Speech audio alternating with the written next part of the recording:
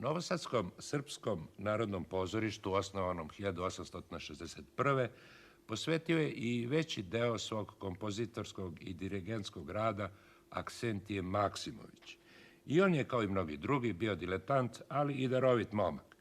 Svoju prvu korsku kompoziciju posvetio je stihovima tada čuvenog pesnika Vladislava Kaćanskog pod nazivom Gde je srpska Vojvodina. I za tu drskost bio je isteran iz gimnazije.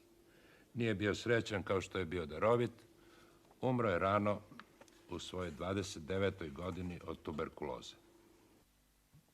Ty